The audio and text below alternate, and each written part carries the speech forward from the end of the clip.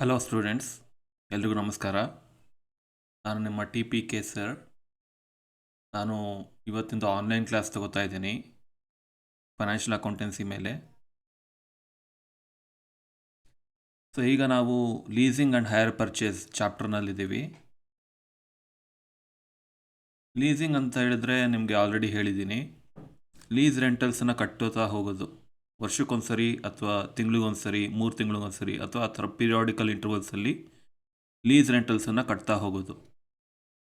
Usually ಅದು ಭೋಗ್ಯ ಅಂತ ಹೇಳ್ತಾರಲ್ಲ, ಸೊ ಅದೇನೆ. ಸೊ 3 ವರ್ಷಕ್ಕೋ 5 ವರ್ಷಕ್ಕೋ ಒಂದ್ಸರಿ ಭೋಗ್ಯಕ್ಕೆ ತೊಗೊಂಡ್ರೆ, ಲೀಸಿಗೆ ತೊಗೊಂಡ್ರೆ ಒಂದೇ ಸರಿ ಲೀಸ್ ರೆಂಟಲನ್ನು ಕಟ್ಟಿರ್ತೀವಿ. ಅದು ವರ್ಷಕ್ಕೊಂದ್ಸರಿನೂ ಕಟ್ಕೊತಾ ಹೋಗ್ಬೋದು, ಆಯಿತಾ. ಹೈರ್ ಪರ್ಚೇಸ್ ಅಂತ ಹೇಳಿದ್ರೆ ಯಾವುದೇ ಒಂದು ಇನ್ಸ್ಟಾಲ್ಮೆಂಟನ್ನು ಕಟ್ಟದೆ ಹೋದರೂ ಕೂಡ ಆ ಅಸೆಟ್ಟು ನಿಮ್ದಾಗೋದಿಲ್ಲ. On the payment of last instalment only ಆ ಅಸೆಟ್ಟು ನಿಮ್ದಾಗುತ್ತೆ, ಆಯಿತಾ. ಅಂದರೆ ಆ ಅಸೆಟ್ಟು ನಿಮ್ದಾಗಬೇಕು ಅಂದರೆ ಎಲ್ಲ ಇನ್ಸ್ಟಾಲ್ಮೆಂಟನ್ನು ಕಟ್ಟಿರಬೇಕು. ಎಲ್ಲ ಇನ್ಸ್ಟಾಲ್ಮೆಂಟನ್ನು ಕಟ್ಟಿದರೆ ಮಾತ್ರ ಆ ಅಸೆಟ್ಟು ನಿಮ್ದಾಗುತ್ತೆ. ಒಂದು ಇನ್ಸ್ಟಾಲ್ಮೆಂಟ್ ಕಟ್ಟದೇ ಇದ್ದರೂ ಕೂಡ ಆ ಅಸೆಟ್ಗೆ ನೀವು ಓನರ್ ಆಗೋದಿಲ್ಲ. ಆದರೆ ಲೀಸಲ್ಲಿ ಹಾಗಲ್ಲ, ಆ ಅಸೆಟ್ಟು ಯಾವತ್ತೂ ನಿಮ್ದಾಗೋದಿಲ್ಲ. ಲೀಸಲ್ಲಿ ನೀವೆಷ್ಟೇ ಇನ್ಸ್ಟಾಲ್ಮೆಂಟ್ ಕಟ್ಟಿ ಲೀಸಲ್ಲಿ, ಆ ಅಸೆಟ್ಟು ಯಾವತ್ತೂ ಕೂಡ ಓನರ್ಶಿಪ್ಪು ಚೇಂಜ್ ಆಗೋದಿಲ್ಲ. ಲೀಸ್ ಓನರ್ ಯಾರಿರ್ತಾನೆ, ಅಸೆಟ್ ಓನರು, ಅವನೇ ಓನರ್ ಆಗಿರ್ತಾನೆ ಯಾವಾಗಲೂ. ಅಲ್ಲೇನು ಪರ್ಚೇಸು ಸೇಲ್ ಅಂತೇನೂ ಇರೋದಿಲ್ಲ, ಬರೀ ಬಾಡಿಗೆ ಅಷ್ಟೇ. ಆದರೆ ಹೈರ್ ಪರ್ಚೇಸಲ್ಲಿ ಹಾಗಲ್ಲ. On the payment of last instalment asset ownership change ಆಗುತ್ತೆ. Purchaser becomes the owner. So ಅದೊಂದು ಮೇನ್ ಡಿಫ್ರೆನ್ಸ್ ಇದೆ. ಇಲ್ಲಿ ಕೆಲವೊಂದು ಜರ್ನಲ್ ಎಂಟ್ರೀಸ್ ಇವೆ. ಸೊ ಇದನ್ನು ಕೇಳ್ತಾರೆ ಎಕ್ಸಾಮಲ್ಲಿ. ಅಸೆಟ್ಟನ್ನು ಪರ್ಚೇಸ್ ಮಾಡಿದಾಗ ನಾವು ಯಾವುದೇ ಎಂಟ್ರಿನ ಪಾಸ್ ಮಾಡೋದಿಲ್ಲ, ಯಾಕಂದರೆ ಇದು asset accrual method. Asset accrual ಮೆಥಡಲ್ಲಿ ಏನಂದರೆ, ಅಸಂಪ್ಷನ್ ಏನಂದರೆ,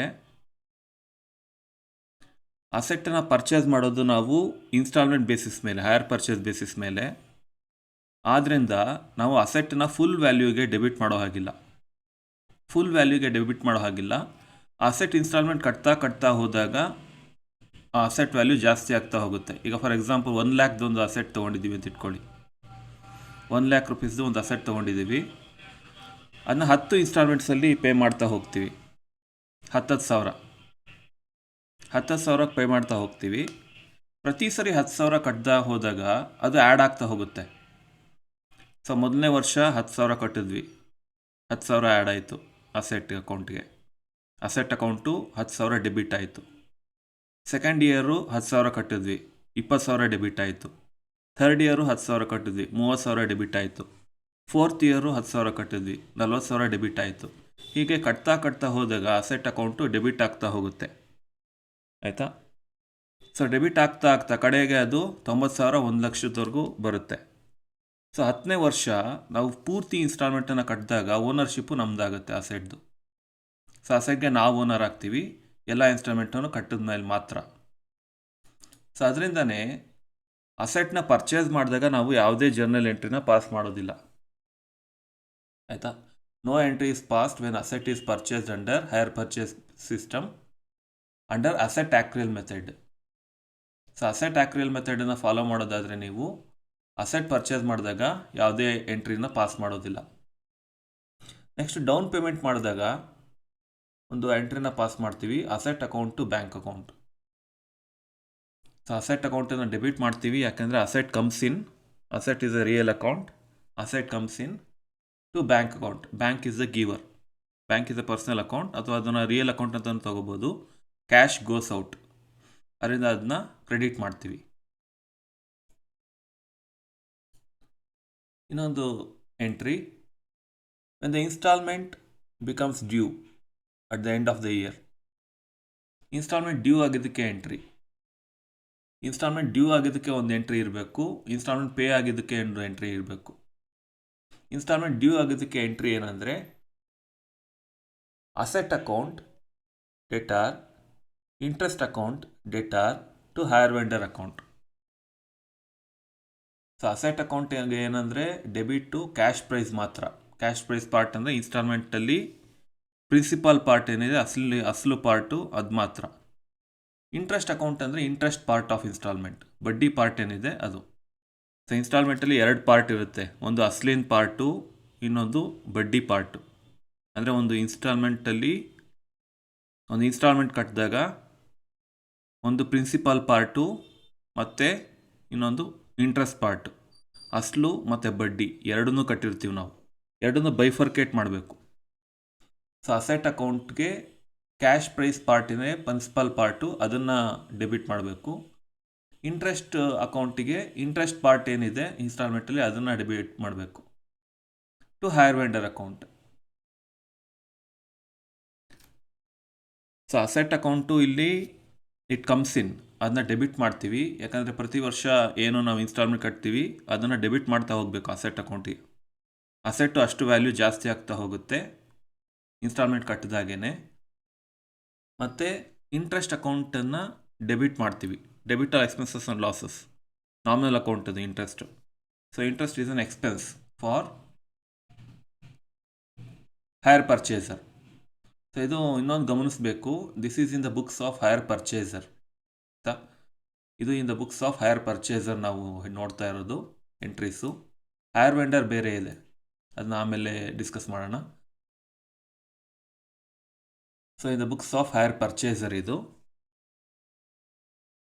so asset account debtor, interest account debtor to hire vendor account. ಇನ್ನೊಂದು ಇನ್ಸ್ಟಾಲ್ಮೆಂಟ್ ಪೇ ಆಗಿದ್ದಕ್ಕೆ ಇನ್ನೊಂದು ಎಂಟ್ರಿ ಪಾಸ್ ಮಾಡಬೇಕು. Hire vendor account to bank account, ಇದು simple entry. Hire vendor is the receiver of instalment. So ಅದರಿಂದ ಅವ್ರ ಅಕೌಂಟನ್ನು debit ಮಾಡಬೇಕು, debit the receiver. Bank account personal account, is the giver of instalment ಅಥವಾ cash goes out, ಅದರಿಂದ ಅದು credit. So hire vendor account to bank account, ಇನ್ಸ್ಟಾಲ್ಮೆಂಟ್ನ pay ಮಾಡಿದಾಗ. Depreciation charge ಮಾಡಿದಾಗ ಅಸೆಟ್ ಮೇಲೆ, ಸೊ ಅಸೆಟ್ ಮೇಲೆ ಡಿಪ್ರಿಸಿಯೇಷನ್ ಚಾರ್ಜ್ ಮಾಡಿದಾಗ depreciation account to asset account. So depreciation is an expense, so ಅದನ್ನ ಡೆಬಿಟ್ ಮಾಡಬೇಕು. Debit all expenses and losses, nominal account ಅದು depreciation to asset account. So asset value ಅಷ್ಟು ಕಡಿಮೆ ಆಗುತ್ತಲ್ಲ, asset value ಅಷ್ಟು ಕಡಿಮೆ ಆಗುತ್ತೆ. ಸೊ ಅದರಿಂದ ಅಸೆಟ್ಟಿಗೆ ಕ್ರೆಡಿಟ್ ಕೊಡಬೇಕು. ಯೂಶ್ವಲಿ ಅಸೆಟ್ಟು ಡೆಬಿಟ್ ಇರಬೇಕು, ಡೆಬಿಟ್ ಬ್ಯಾಲೆನ್ಸ್ ಇರಬೇಕು ಅಸೆಟ್ಟು. ಕ್ರೆಡಿಟ್ ಆಗ್ತಾ ಇದೆ ಅಂದರೆ ಅದು ಡಿಪ್ರಿಸಿಯೇಷನ್ ಚಾರ್ಜ್ ಆಗಿದೆ ಅಂತ ಅರ್ಥ. ಸೊ ಅದ್ರ ವ್ಯಾಲ್ಯೂ ಡೌನ್ ಆಗುತ್ತೆ ಅಷ್ಟು. So at the end of the year interest ಮತ್ತು ಡಿಪ್ರಿಸಿಯೇಷನ್ ಅಕೌಂಟಲ್ಲಿ ಇರುವಂಥ ಬ್ಯಾಲೆನ್ಸನ್ನು ನಾವು ಪ್ರಾಫಿಟ್ ಆ್ಯಂಡ್ ಲಾಸ್ ಅಕೌಂಟ್ಗೆ ಟ್ರಾನ್ಸ್ಫರ್ ಮಾಡೋದಕ್ಕೆ ಒಂದು ಎಂಟ್ರಿ ಇದೆ. Profit and loss account debtor to interest account to depreciation account. Profit and loss account debtor to interest account to depreciation account. So interest ಮತ್ತು ಡಿಪ್ರಿಸಿಯೇಷನ್ ಅಕೌಂಟು ಎರಡರಲ್ಲೂ ಇರುವಂಥ ಬ್ಯಾಲೆನ್ಸನ್ನು profit and loss ಅಕೌಂಟ್ಗೆ transfer ಮಾಡಿದ್ದಕ್ಕೆ. So ಇದೊಂದು entry ಇದೆ. So ಇಷ್ಟು ಎಂಟ್ರೀಸನ್ನು ನೀವು ಜ್ಞಾಪಕ ಇಟ್ಕೊಳ್ಬೇಕು. ಮತ್ತು ಪ್ರತಿ ವರ್ಷ ಎಷ್ಟು ಇನ್ಸ್ಟಾಲ್ಮೆಂಟ್ಸನ್ನು ಕಟ್ತೀವಿ ಅಷ್ಟು ಇನ್ಸ್ಟಾಲ್ಮೆಂಟ್ಸ್ಗೆ ಇಷ್ಟು ಎಂಟ್ರೀಸ್ ಬರುತ್ತೆ. ಫಸ್ಟ್ ಇನ್ಸ್ಟಾಲ್ಮೆಂಟ್ಗೆ ಎಷ್ಟು 4 ಎಂಟ್ರಿ, ಸೆಕೆಂಡ್ ಇನ್ಸ್ಟಾಲ್ಮೆಂಟ್ಗೆ ಮತ್ತೆ ಇದು ರಿಪೀಟ್ ಆಗುತ್ತೆ 4 ಎಂಟ್ರಿ, ಥರ್ಡ್ ಇನ್ಸ್ಟಾಲ್ಮೆಂಟ್ಗೂ ಮತ್ತೆ ಈ 4 ಎಂಟ್ರಿ ರಿಪೀಟು. ಸೊ ಆ ಥರ ಪ್ರತಿ ಇನ್ಸ್ಟಾಲ್ಮೆಂಟ್ ಕಟ್ಟಿದಾಗ್ಲೂ ಈ 4 ಎಂಟ್ರೀಸು ರಿಪೀಟ್ ಆಗ್ತಾ ಹೋಗುತ್ತೆ. ಆಯಿತಾ? ಸೊ ಯೂಶ್ವಲಿ ಅಲ್ಲಿ ಪ್ರಾಬ್ಲಮಲ್ಲಿ 2 ಇಯರ್ಸೋ 3 ಇಯರ್ಸೋ ಇರುತ್ತೆ. ಸೊ ಅದನ್ನು ನೋಡಿಕೊಂಡು ನಾವು ಈ ಎಂಟ್ರೀಸನ್ನು ಪಾಸ್ ಮಾಡಬೇಕು ಜರ್ನಲಲ್ಲಿ. ಸೊ ಸ್ಟೂಡೆಂಟ್ಸ್ ಬನ್ನಿ, ಈಗ ಹೈರ್ ವೆಂಡರ್ ಅಂದರೆ ಸೆಲ್ಲರ್ ಬುಕ್ಸಲ್ಲಿ ಹೇಗೆ ಎಂಟ್ರೀಸ್ ಬರುತ್ತೆ ಅಂತ ನೋಡೋಣ. ಜರ್ನಲ್ ಎಂಟ್ರೀಸು ಆಗಲೇ ನೀವು ನೋಡಿದ್ದು ಹೈರ್ ಪರ್ಚೇಸರ್ ಬುಕ್ಸಲ್ಲಿ. ಈಗ ಹೈರ್ ವೆಂಡರ್ ಬುಕ್ಸಲ್ಲಿ ಹೇಗೆ ಜರ್ನಲ್ ಎಂಟ್ರೀಸ್ ಬರುತ್ತೆ ಅಂತ. ಸೊ ಫಸ್ಟು ಅಸೆಟನ್ನು ಸೇಲ್ ಮಾಡಿದ್ದಕ್ಕೆ, an asset is sold on hire purchase basis, hire purchasers account to sales account. ಇವನಿಗೆ ಅದು ಸೇಲ್ಸ್ ಅಲ್ವಾ? ಅಂದರೆ ಅಸೆಟ್ ಆಕ್ರಿಯಲ್ ಮೆಥಡಲ್ಲಿ ಅಸೆಟನ್ನು ಪರ್ಚೇಸ್ ಮಾಡಿದಾಗ ಹೈರ್ ಪರ್ಚೇಸರ್ ಬುಕ್ಸಲ್ಲಿ ಯಾವುದೇ ಎಂಟ್ರಿ ಇರೋದಿಲ್ಲ, ಆಯಿತಾ, ಅಸೆಟ್ ಆಕ್ರಿಯಲ್ ಮೆಥಡಲ್ಲಿ. ಆದರೆ ಈ ಹೈರ್ ವೆಂಡರ್ ಬುಕ್ಸಲ್ಲಿ ಎಂಟ್ರಿ ಇರುತ್ತೆ. ಅಸೆಟ್ ಸೇಲ್ ಮಾಡಿದಾಗ, ಸೇಲ್ ಮಾಡಿದ್ದಕ್ಕೆ ಎಂಟ್ರಿ ಇರುತ್ತೆ. ಇವನಿಗೆ ಅದು sale. So hire purchaser's account debtor to sales account with cash price part only. Cash price ಮಾತ್ರ ಇಲ್ಲಿ ಅಂದರೆ ಪ್ರಿನ್ಸಿಪಾಲ್ ಪಾರ್ಟ್ ಏನಿದೆ ಅದನ್ನು ಮಾತ್ರ ಎಂಟರ್ ಮಾಡಬೇಕು. ಸೆಕೆಂಡ್ ಎಂಟ್ರಿ ಡೌನ್ ಪೇಮೆಂಟ್ ಏನಾದರೂ ಮಾಡಿದರೆ bank account debtor to hire purchaser's account. Bank account is the receiver ಅಥವಾ ಕ್ಯಾಶ್ ಕಮ್ಸ್ ಇನ್, ಮತ್ತು hire purchaser's account giver of the down payment. So ಅದರಿಂದ credit ಮಾಡ್ತೀವಿ. Third entry interest becomes due. Interest due ಆಗಿದ್ದಕ್ಕೆ ಒಂದು ಮತ್ತು instalment pay ಆಗಿದ್ದಕ್ಕೆ ಒಂದು ಎಂಟ್ರಿನ ಪಾಸ್ ಮಾಡಬೇಕು. ಸೊ ಇಂಟ್ರೆಸ್ಟ್ ಡ್ಯೂ ಆಗಿದ್ದಕ್ಕೆ hire purchaser's account debtor to interest account. ತುಂಬ ಸಿಂಪಲ್ ಆಗಿದೆ ಎಂಟ್ರೀಸು. ಹೈಯರ್ ಪರ್ಚೇಸರಿಂದ ಡ್ಯೂ ಆಗಿದೆ, ಹೈಯರ್ ಪರ್ಚೇಸರು ಅದಕ್ಕೆ ಡೆಟಾರ್ ಆಗಿದ್ದಾನೆ, ಯಾವುದಕ್ಕೆ? ಇಂಟ್ರೆಸ್ಟಿಗೆ.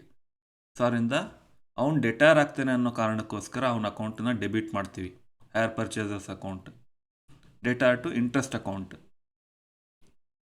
ಸೊ ಇಂಟ್ರೆಸ್ಟು ಇಲ್ಲಿ ಇನ್ಕಮ್ ಆಗುತ್ತೆ ಹೈಯರ್ ವೆಂಡರ್ಗೆ ಅದು ಇನ್ಕಮ್ಮು, ಹೈಯರ್ ಪರ್ಚೇಸರ್ಗೆ ಅದು ಎಕ್ಸ್ಪೆನ್ಸು. ಆಯಿತಾ? ಸೊ ಇಂಟ್ರೆಸ್ಟ್ ಅಕೌಂಟು ಕ್ರೆಡಿಟ್ ಮಾಡ್ತೀವಿ ಯಾಕಂದರೆ it's an income. Hire purchases account to interest account. ಇನ್ಸ್ಟಾಲ್ಮೆಂಟನ್ನು ರಿಸೀವ್ ಮಾಡಿದ್ದಕ್ಕೆ, ಇಂಟ್ರೆಸ್ಟ್ ಡ್ಯೂ ಆಗಿದ್ದಕ್ಕೆ ಒಂದು ಎಂಟ್ರಿ, ಇನ್ಸ್ಟಾಲ್ಮೆಂಟನ್ನು ರಿಸೀವ್ ಮಾಡಿದ್ದಕ್ಕೆ ಒಂದು entry. Bank account debtor to hire purchaser's account. So ಇದೊಂದು simple entry. Cash comes in, ಆದ್ದರಿಂದ ಬ್ಯಾಂಕ್ ಅಕೌಂಟು ಡೆಬಿಟ್ಟು ಅಥವಾ ಡೆಬಿಟ್ ದ ರಿಸೀವರ್. ಸೊ ಅದರಿಂದ bank account debit. Debtor to hire purchaser's account. Hire purchaser is the giver of benefit, giver of instalment. So ಅದರಿಂದ higher purchaser account credit. Next fifth entry, interest ಅಕೌಂಟನ್ನು ನಾವು at the end of the year profit and loss ಅಕೌಂಟ್ಗೆ transfer ಮಾಡಿದ್ದಕ್ಕೆ interest account debtor to P L account, profit and loss account. So interest ಇಲ್ಲಿ income. So ಅದರಿಂದ ಆ interest account ಬ್ಯಾಲೆನ್ಸನ್ನು ನಾವು P and L ಅಕೌಂಟ್ಗೆ ಟ್ರಾನ್ಸ್ಫರ್ ಮಾಡ್ತಾ ಇದ್ದೀವಿ. ಸೊ ಮೊದಲು ಇಂಟ್ರೆಸ್ಟ್ಗೆ ಕ್ರೆಡಿಟ್ ಕೊಟ್ಟಿದ್ವಲ್ಲ, ಈಗ ಅದಕ್ಕೆ ಡೆಬಿಟ್ ಕೊಡಬೇಕು. ಆಯಿತಾ? ಡೆಬಿಟ್ ಕೊಟ್ಟು ಅದನ್ನು ಪಿ ಆ್ಯಂಡ್ ಎಲ್ ಅಕೌಂಟ್ಗೆ ಟ್ರಾನ್ಸ್ಫರ್ ಮಾಡಬೇಕು. ಸೊ ಇಷ್ಟು 5 ಎಂಟ್ರೀಸ್ ಬರುತ್ತೆ ಹೈಯರ್ ವೆಂಡರ್ ಬುಕ್ಸಲ್ಲಿ. ಇದನ್ನ ನಾವು ಪ್ರತಿ ವರ್ಷ ಪಾಸ್ ಮಾಡಬೇಕು, ಪ್ರತಿ ಸಲ ಇನ್ಸ್ಟಾಲ್ಮೆಂಟ್ ಪೇ ಮಾಡಿದಾಗ. Asset is sold only once, first entry ಬಿಟ್ಟು ಉಳಿದ 4 ಎಂಟ್ರೀಸ್ ಏನಿದೆ ಇದನ್ನ ಪ್ರತಿ ಸಲ ಇನ್ಸ್ಟಾಲ್ಮೆಂಟ್ ಪೇ ಮಾಡಿದಾಗ ಅದನ್ನ ಎಂಟ್ರಿ ಮಾಡಬೇಕು. 4 ಎಂಟ್ರೀಸ್ನ ಪ್ರತಿ ವರ್ಷ 4 ಎಂಟ್ರೀಸು ರಿಪೀಟ್ ಆಗುತ್ತೆ. ಸ್ಟೂಡೆಂಟ್ಸ್ ಬನ್ನಿ, ಅಮೌಂಟ್ ಆಫ್ ಇಂಟ್ರೆಸ್ಟನ್ನು ಹೇಗೆ ಕ್ಯಾಲ್ಕುಲೇಟ್ ಮಾಡ್ಬೋದು ಅನ್ನೋದನ್ನು ನೋಡೋಣ. ಸೊ ಇಂಟ್ರೆಸ್ಟ್ ಪಾರ್ಟ್ ಆಫ್ ಇನ್ಸ್ಟಾಲ್ಮೆಂಟನ್ನು ನಾವು ಕ್ಯಾಲ್ಕುಲೇಟ್ ಮಾಡಬೇಕಾಗುತ್ತೆ. ಇಂಟ್ರೆಸ್ಟ್ ಮತ್ತು ಪ್ರಿನ್ಸಿಪಲ್ ಪಾರ್ಟ್ 2 ಪಾರ್ಟ್ ಇರುತ್ತೆ ಇನ್ಸ್ಟಾಲ್ಮೆಂಟಲ್ಲಿ. ಸೊ ಅದನ್ನು ಡಿವೈಡ್ ಮಾಡ್ಬೋದು, ಬೈಫರ್ಕೇಟ್ ಮಾಡ್ಬೋದು. ಒಂದು ಪ್ರಿನ್ಸಿಪಲ್ ಪಾರ್ಟು ಅಥವಾ ಕ್ಯಾಶ್ ಪ್ರೈಸ್ ಪಾರ್ಟ್ ಅಂತಲೂ ಕರಿತೀವಿ, ಇನ್ನೊಂದು ಇಂಟ್ರೆಸ್ಟ್ ಪಾರ್ಟು ಅಂದರೆ ಒಂದು ಅಸಲು, ಇನ್ನೊಂದು ಬಡ್ಡಿ. ಆಯಿತಾ? So calculation of amount of interest, first ನಾವು ಕ್ಯಾಶ್ ಪ್ರೈಸ್ ತೊಗೋತೀವಿ. ಈಗ ಫಾರ್ ಎಕ್ಸಾಂಪಲ್ 1 ಲ್ಯಾಕ್ ಅಂತ ಇಟ್ಕೊಳ್ಳೋಣ. ಸೊ 1 ಲ್ಯಾಕ್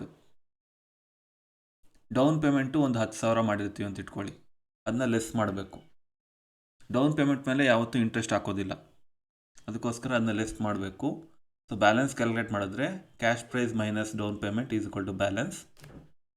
ಮತ್ತು ಅದಾದಮೇಲೆ ಡೌನ್ ಪೇಮೆಂಟ್ ಲೆಸ್ ಆದಮೇಲೆ ಪ್ರತಿ ವರ್ಷ ಇಂಟ್ರೆಸ್ಟನ್ನು ಆ್ಯಡ್ ಮಾಡ್ತಾ ಹೋಗಬೇಕು ಮತ್ತು ಇನ್ಸ್ಟಾಲ್ಮೆಂಟನ್ನು ಮೈನಸ್ ಮಾಡ್ತಾ ಹೋಗಬೇಕು. ಇಂಟ್ರೆಸ್ಟನ್ನು ಆ್ಯಡ್ ಮಾಡ್ತಾ ಹೋಗಬೇಕು ಮತ್ತು ಇನ್ಸ್ಟಾಲ್ಮೆಂಟನ್ನು ಮೈನಸ್ ಮಾಡ್ತಾ ಹೋಗಬೇಕು. ಆಯಾ ವರ್ಷದ ಇನ್ಸ್ಟಾಲ್ಮೆಂಟು ಮತ್ತು ಆಯಾ ವರ್ಷದ ಇಂಟ್ರೆಸ್ಟು. ಫಾರ್ ಎಕ್ಸಾಂಪಲ್ ಈಗ ಬ್ಯಾಲೆನ್ಸ್ ಬಂದಿದೆ ಡೌನ್ ಪೇಮೆಂಟ್ ಆದಮೇಲೆ. Add interest for the first year. Interest for the first year 90,000 balance ಏನಿದೆ, 1 lac minus down payment 10,000, 90,000. Balance 90,000 ಮೇಲೆ 10% ಇಂಟ್ರೆಸ್ಟ್ ಅಂತ ಇಟ್ಕೊಂಡ್ರೆ 9,000 ಇಂಟ್ರೆಸ್ಟ್ ಆಗುತ್ತೆ. ಸೊ 9,000 ಆ್ಯಡ್ ಮಾಡಬೇಕು.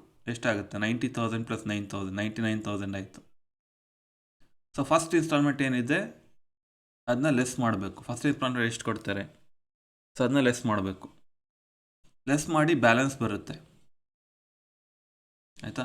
Balance at the end of first year, ಇದು balance at the end of first year.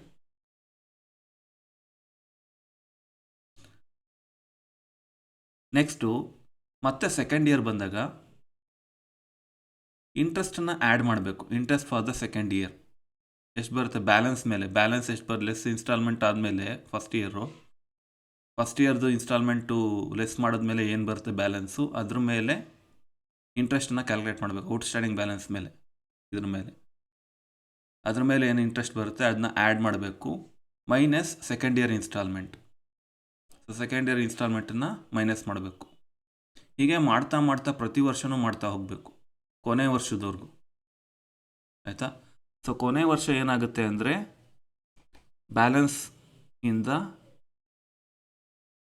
ಬ್ಯಾಲೆನ್ಸ್ಗೆ ಇಂಟ್ರೆಸ್ಟನ್ನ add ಮಾಡಿ, interest for the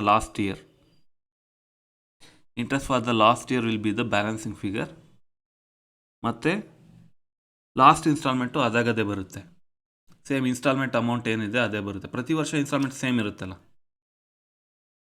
ಈಗ equated monthly instalment ಅಂತ ಕರಿತೀವಲ್ಲ, ಅದೇ ಥರ ಇಯರ್ಲಿ ಇನ್ಸ್ಟಾಲ್ಮೆಂಟು ಕೂಡ ಸೇಮ್ ಇರುತ್ತೆ, ಆಯಿತಾ. ಅದೇನು ಚೇಂಜ್ ಆಗೋದಿಲ್ಲ. So interest for the last year will be the balancing figure. So ಅದೇನು ಮೈನಸ್ ಮಾಡಿದ್ರೆ ಬರುತ್ತೋ ಬ್ಯಾಲೆನ್ಸು ಮೇಲೆ ಕ್ಯಾಲ್ಕುಲೇಟ್ ಮಾಡೋದು, ಸೊ ಅದು ಸೇಮ್ ಇರುತ್ತೆ. ಮತ್ತು ಲಾಸ್ಟ್ ಇನ್ಸ್ಟಾಲ್ಮೆಂಟ್ ಪೇಯ್ಡ್ ಏನಿದೆ ಅದು ಇನ್ಸ್ಟಾಲ್ಮೆಂಟ್ ಅಮೌಂಟೇ ಬರುತ್ತೆ ಎಕ್ಸಾಕ್ಟಾಗಿ. And the balance will be nil ಕೊನೆಗೆ. At the end of the last year ಯಾವುದೇ ಬ್ಯಾಲೆನ್ಸು ಉಳಿಸ್ಕೊಳ್ಳೋ ಹಾಗಿಲ್ಲ, ಹೈಯರ್ ಪರ್ಚೇಸ್ ಸಿಸ್ಟಮಲ್ಲಿ. ಬ್ಯಾಲೆನ್ಸ್ ಏನಾದ್ರು ಉಳಿಸ್ಕೊಂಡ್ರೆ ಆ ಅಸೆಟ್ಟು ನಿಮ್ದಾಗೋದಿಲ್ಲ, ಆಯಿತಾ. ಸೊ ಯಾವುದೇ ಬ್ಯಾಲೆನ್ಸನ್ನು ಉಳಿಸ್ಕೊಳ್ಳೋ ಹಾಗಿಲ್ಲ, ಲಾಸ್ಟ್ ಇನ್ಸ್ಟಾಲ್ಮೆಂಟು ಅದೇ ಆಗಿರಬೇಕು. ಇನ್ಸ್ಟಾಲ್ಮೆಂಟ್ ಅಮೌಂಟ್ ಏನಿದೆ ರೆಗ್ಯುಲರ್ ಇನ್ಸ್ಟಾಲ್ಮೆಂಟು ಅದೇ ಆಗಿರಬೇಕು, ಆಯಿತಾ. ಸೊ ಇಷ್ಟು ನಾನು ಜ್ಞಾಪಕ ಇಟ್ಕೊಳ್ಳಿ. ಸೊ ಇಲ್ಲೇನಿಲ್ಲ, ಕ್ಯಾಶ್ ಪ್ರೈಸ್ ಫಸ್ಟ್ ತೊಗೊಳ್ಳೋದು, ಡೌನ್ ಪೇಮೆಂಟ್ ಲೆಸ್ ಮಾಡೋದು, ಬ್ಯಾಲೆನ್ಸ್ ಬರುತ್ತೆ. ಇಂಟ್ರೆಸ್ಟನ್ನು ಆ್ಯಡ್ ಮಾಡ್ತಾ ಹೋಗೋದು ಪ್ರತಿ ವರ್ಷ, ಮತ್ತು ಇನ್ಸ್ಟಾಲ್ಮೆಂಟನ್ನು ಮೈನಸ್ ಮಾಡ್ತಾ ಹೋಗೋದು. ಪ್ರತಿ ವರ್ಷ ಇಂಟ್ರೆಸ್ಟನ್ನು ಆ್ಯಡ್ ಮಾಡ್ತಾ ಹೋಗೋದು, ಇನ್ಸ್ಟಾಲ್ಮೆಂಟನ್ನು ಮೈನಸ್ ಮಾಡ್ತಾ ಹೋಗೋದು. ಸೊ ಈ ರೀತಿ ಮಾಡ್ಕೊಂಡು ಹೋದರೆ ಕೊನೆಗೆ ಬ್ಯಾಲೆನ್ಸಿಂಗ್ ಫಿಗರ್ ಬರುತ್ತೆ ಇಂಟ್ರೆಸ್ಟು, ಮತ್ತು ಲಾಸ್ಟ್ ಇನ್ಸ್ಟಾಲ್ಮೆಂಟು ಅಲ್ಲಿಗೆ ಟ್ಯಾಲಿ ಆಗುತ್ತೆ. ರೆಗ್ಯುಲರ್ ಇನ್ಸ್ಟಾಲ್ಮೆಂಟ್ ಏನಿದೆ ಪ್ರತಿ ವರ್ಷ ಅಷ್ಟೇ ಫಿಗರ್ ಬರುತ್ತೆ. ಸೊ ಅದನ್ನ ಮೈನಸ್ ಮಾಡಿದಾಗ ಬ್ಯಾಲೆನ್ಸ್ ಈಸ್ ನಿಲ್. ಸೊ ಇದನ್ನ ಒಂದು ಎಕ್ಸಾಂಪಲ್ ಮೂಲಕ ನೋಡೋಣ.